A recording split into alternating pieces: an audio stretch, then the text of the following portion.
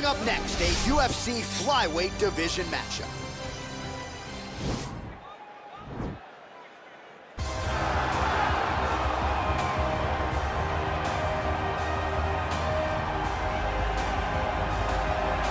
All right, so we get another look at this high-level wrestler here tonight, DC. When it comes to the grappling, the wrestling, fighting this guy makes for a really hard night at the office. It makes for a hard night because the moment he gets close to you, it's like a fly stuck in flypaper. He sticks to you like glue.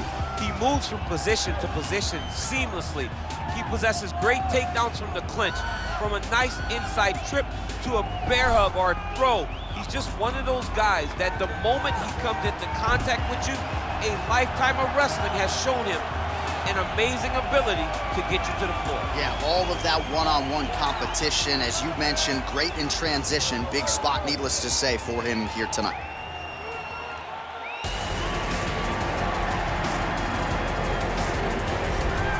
All right, so an interesting stylistic clash here. Prevailing wisdom is he's going to try to take his opponent down and get off some of that patented ground and pound. Yes, and once he's on top, he starts to just gain control first. He does not try to rush to the next position because he understands whether or not he's in the guard, half guard, or side control, he can find ways to land big damage. In the side control, he does a really good job of going knee on belly, posturing his body all the way to the top, and just coming down with big punches. Boom, once he lands, he goes back and he secures. Then he goes back to find another big strike. He does not waste energy just throwing little rabbit punches. Everything has to matter, as you've seen in some of the great ground and pound fighters we've ever seen, like Jack Hermanson, guy that beats you into the bottom of the octagon until you roll over and give him your neck to get submitted. Yeah, nothing pitter-patter about it. No. Ladies and gentlemen, this fight is 3 rounds in the UFC flyweight division. Introducing first, fighting out of the blue corner. This man is a wrestler, holding a professional record of 16 wins, 5 losses. He stands 5 feet 4 inches tall, weighing in at 124 pounds. Fighting out of New York, the Cyclone. And now introducing his opponent, fighting out of the red corner. A wrestler holding a professional record of 9 wins, no losses. He stands 5 feet 7 inches tall, weighing in at 125 pounds. Fighting out of Lethbridge, Alberta, Canada, Bullet Crew. And when the action begins, our referee in charge of the octagon is Dan Mergliata. Dan Mergliata. Ready? You ready?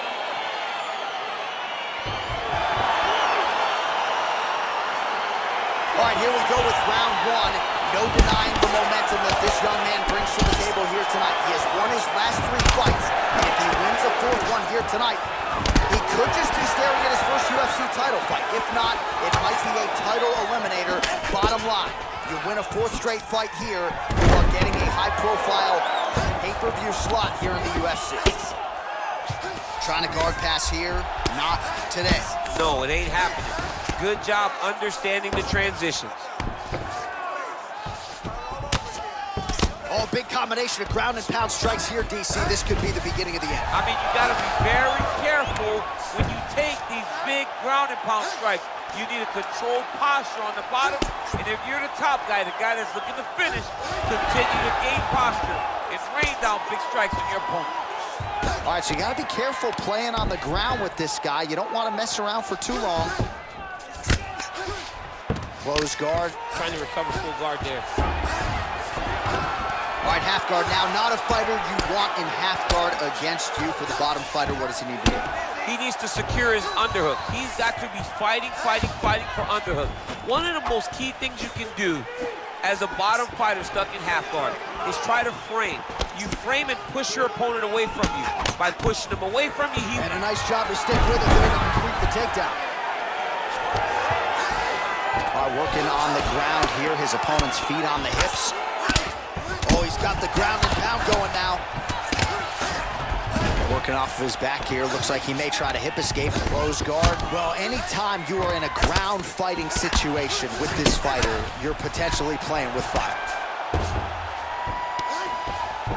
Oh, nice job working hard, posting and getting back up. whiffs on that offering. Nice job moving off the center line. He slips to avoid that right hand. Oh, really good job by him there to raise the guard, DC, and block. Oh, there's a trip to get the takedown. A lot of top pressure being applied here as he works out of side control. Under a minute now to go in the round. All right, full guard now, DC. The fighter on top needs to be trying to gain posture to throw ground and pound and then move to the next position. But if you're on the bottom, you've got to build a shield. Try to push your opponent off to try to get back to your feet.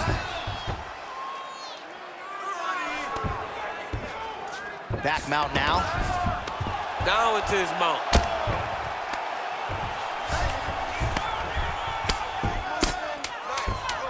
Bottom fighter trying to control posture, unable to do so. And now he's in a lot of danger. He's got to grab that head or he's going to get blasted.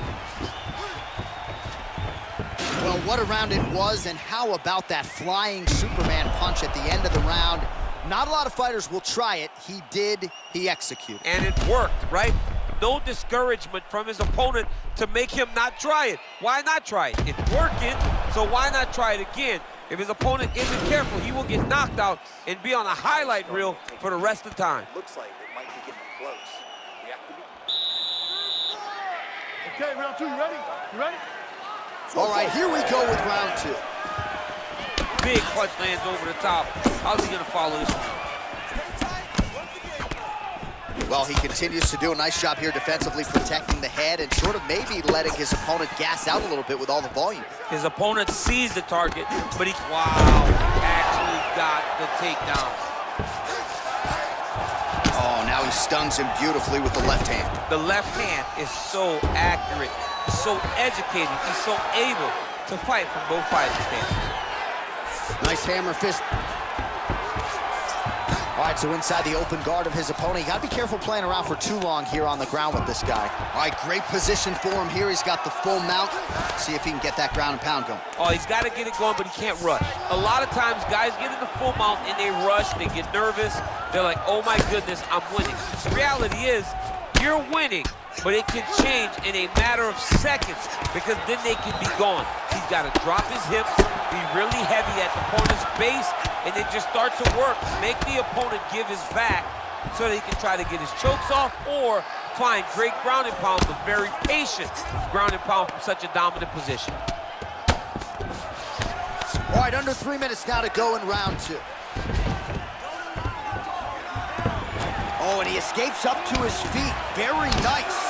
Big, powerful. The hip toss as he takes him down. Now we'll see what he can do with it. Right into side control. All right, north-south position now. We'll see how he chooses to proceed. Side control now, DC. A lot of options at his disposal from here.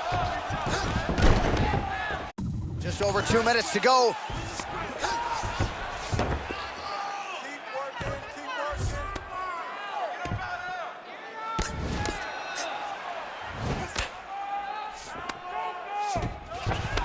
All right, closed guard now.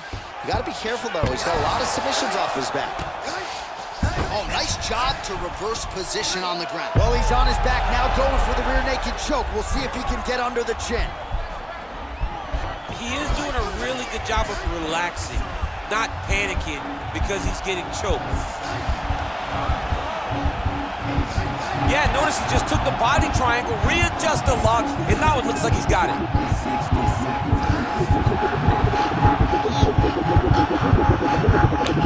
There is the tap. So he submits courtesy of the rear naked choke. That guy's got a squeeze on. He does a great job securing the position, getting under the neck, and then hiding his hands in order to get the finish. Fantastic performance by this fighter. He got him! Well, you can tell he has been working hard on his submissions in his training camp. That was a near-perfect setup on that choke.